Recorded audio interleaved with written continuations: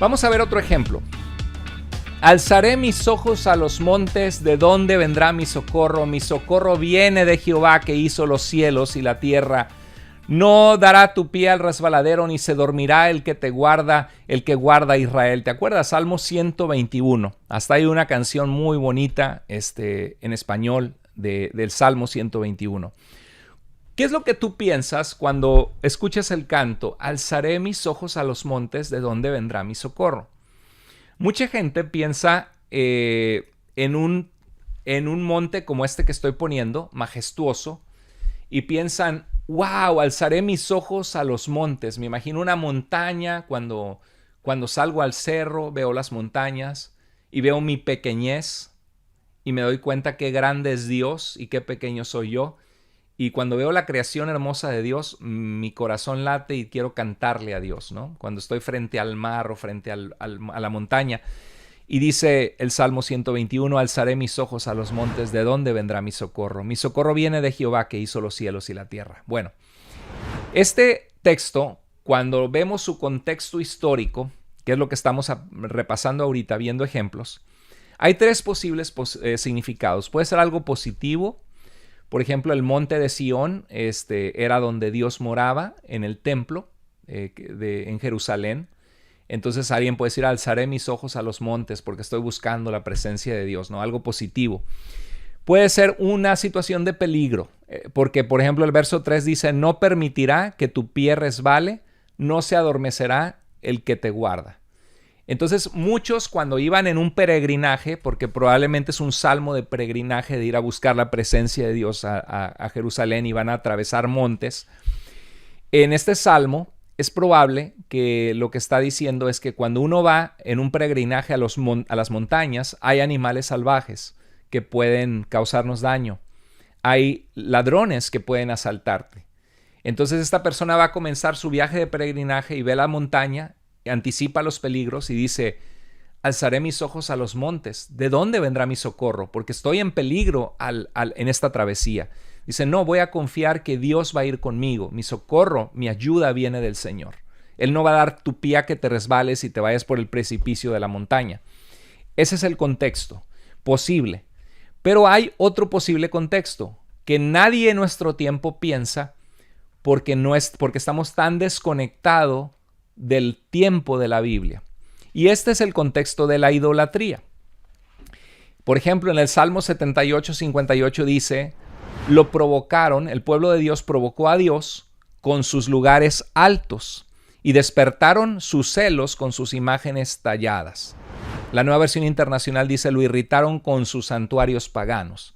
O sea, los lugares altos en Israel era que la gente que se apartaba de Dios acostumbraba a ir a la montaña porque Dios había escogido morar en el tabernáculo y después en el templo en Jerusalén, en el monte en el monte de Sión. Y lo que vemos es de que la gente estaba acostumbrada a que hacía un altar al Dios, por ejemplo, de la fertilidad, al Dios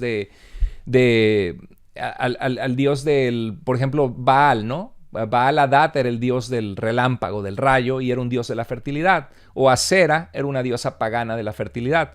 Entonces construían un altar con ciertas piedras, con algún ídolo allí arriba de la montaña, porque se supone que se acercaban a su dios pagano. Entonces los lugares altos se mencionan mucho en la Biblia como un lugar de pecado, de idolatría.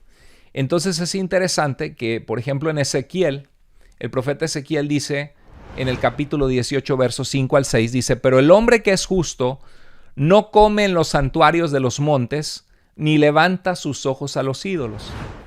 ¿Y qué dice el Salmo 120? Y esto lo repite en el versículo 12 y en el versículo 15 de Ezequiel 18. Habla de alzar, de levantar los ojos a los ídolos que están en los montes. Entonces la pregunta es, ¿cómo comienza el Salmo 121? Dice, alzaré mis ojos a los montes. ¿De dónde vendrá mi socorro? Mi socorro viene de Jehová, que hizo los cielos y la tierra. Es una posibilidad también que el Salmo 121, nosotros nos lo imaginamos como voltear y ver la belleza de una montaña y pensar que hay un Dios que hizo la montaña. Alzaré mis ojos a los montes. ¿De dónde viene mi socorro? Mi socorro viene del Dios que hizo toda esta hermosura que mis ojos contemplan. Pero es una posibilidad que está diciendo, alzaré mis ojos a los montes y veré esos altares paganos de la gente que se desvía de Dios. Pero ¿de dónde vendrá mi socorro? Mi socorro no viene de Baal, no viene de Acera, de estos dioses de la fertilidad. Mi socorro viene de Jehová, que hizo los cielos y la tierra, el autor de todo lo que existe, no de ídolos.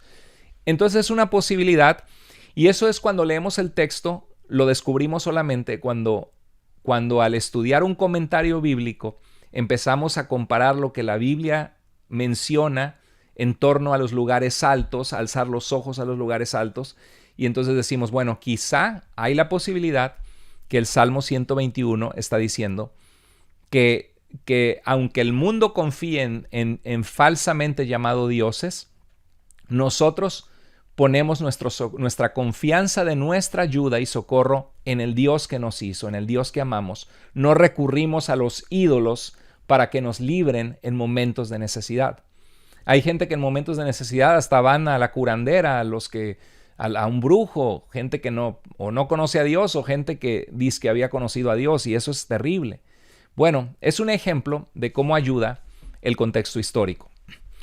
Ahí les va otro ejemplo. Son solo ejemplos. Esto no es para que te lo memorices, solamente son piezas de enseñanza importantes que te ayudan a ver cómo, cuando nos acercamos a la Biblia, el contexto histórico, tener en cuenta cómo vivía esta cultura y las cosas que se practicaban en el tiempo de la Biblia en ese entonces, pueden cambiar la forma en la que leemos y entendemos la Biblia. Por ejemplo, santo, santo, santo. En el uso del idioma de hebreo, en la cultura hebrea, no existía, y esto es parte de la regla gramática también, no existía el superlativo. En español, el superlativo de grande es grandísimo. Entonces, por ejemplo,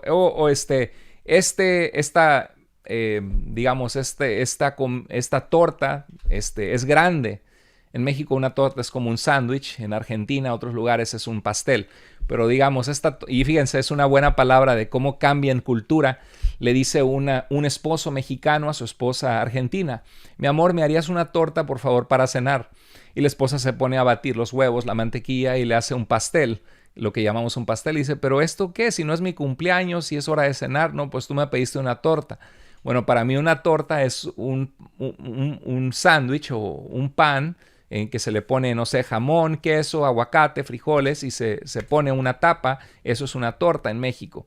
Pero así las palabras cambian también cuando uno lee la Biblia. Y en este caso, si uno dice quiero una torta grande, una grandísima es pues el doble, el triple de grande, ¿no? Entonces, el superlativo en hebreo, la forma de crearlo es repitiendo la palabra, y si se repite 3 veces es un gran superlativo. Entonces vamos a ver Isaías 6:3. Cuando el profeta Isaías tiene una visión de Dios, dice que los serafines ante el trono de Dios le adoraban y decían: santo, santo, santo. O sea, los serafines ante la presencia de Dios. Otra cosa importante en hebreo, seraf, de serafines, seraf significa fuego o arder en fuego. Entonces, serafines son aquellos que arden en fuego.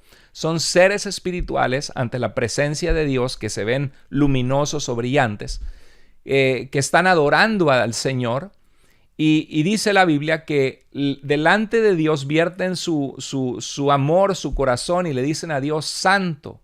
La palabra santo es kadosh, que significa, es una palabra onomatopeica. Una palabra onomatopeica es una palabra que tiene el nombre en base al sonido que se hace. Por ejemplo, en inglés, abrochar tu chamarra se dice zip your jacket, porque cuando subes la chamarra se oye que hace zip, ¿no?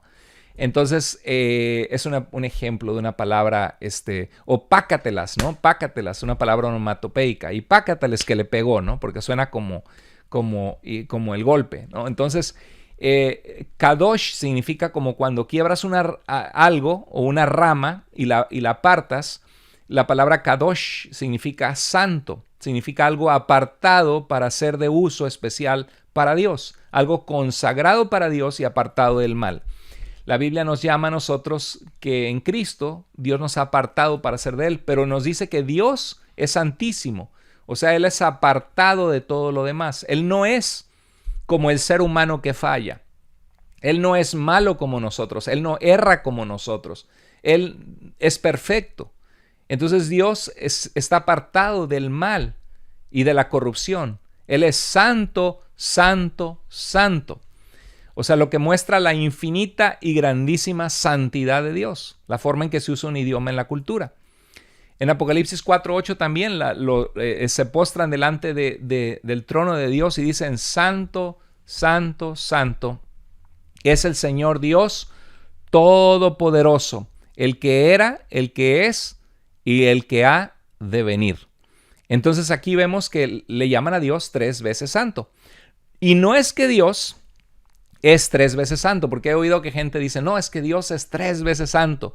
En realidad, lo que quiere darse a entender en el superlativo hebreo es que Dios es santísimo, que es sumamente y profundamente santo. ¿Qué significa? Que Dios es sumamente y profundamente apartado de la maldad y de la corrupción, y que es sumamente y profundamente diferente en justicia, en amor, en sus cualidades, a todas las fallas que nosotros podemos tener. Eso significa santo, santo, santo. Y eso lo descubres cuando entiendes cómo se utilizaba un idioma en el contexto histórico, cultural del tiempo bíblico. ¿Sí? Es otro ejemplo.